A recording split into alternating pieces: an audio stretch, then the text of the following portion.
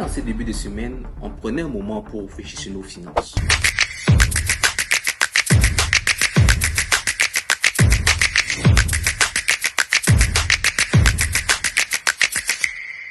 Qui ne s'est pas déjà posé la question, comment faire pour que mon argent travaille pour moi, au lieu de comment travailler pour avoir de l'argent? Alors, ce qui est sûr, chacun d'entre nous s'est déjà posé cette question.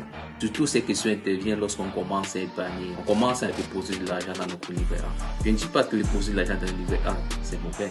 Non, c'est bien. Mais plus important, c'est quoi faire de cet argent. Plus important, il faut investir. Il y a plusieurs moyens d'investissement, mais le moyen le plus simple, c'est la bourse. Aujourd'hui, le moyen le plus simple pour investir, c'est la bourse. Et pour le faire, il faut se former. Mais laisse-moi te parler simplement de la bourse. La bourse, c'est ce qui te permet d'investir, ce qui te permet de faire fructifier ton argent. Aujourd'hui, si tu décides de devenir un actionnaire d'une entreprise, tu peux le faire grâce à la bourse. Tu peux participer à la valorisation, à l'amélioration d'une entreprise grâce à la bourse. Disons, si on prend par exemple une entreprise comme Google, comme Tesla, tu décides aujourd'hui d'acheter une action. Tu deviens actionnaire de cette entreprise. Tu décides de vouloir être actionnaire de plusieurs entreprises à un même moment. Cela est possible grâce à un indice boursier qu'on appelle ETF. Si tu veux acheter des actions dans Nvidia, dans Google, dans Microsoft, en achetant une ETF dans le secteur technologie comme le MC World ou le SP500, cela te permet de devenir actionnaire dans toutes ces entreprises en un investissement. Et mieux encore, tu n'es pas obligé d'acheter cette action à sa valeur globale. Si une action vaut 24 euros, tu peux l'acheter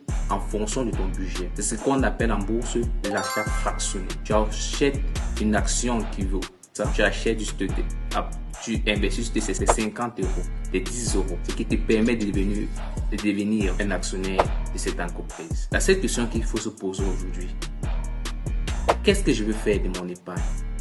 Dois-je le laisser dans mon livret A pour qu'il continue à dormir?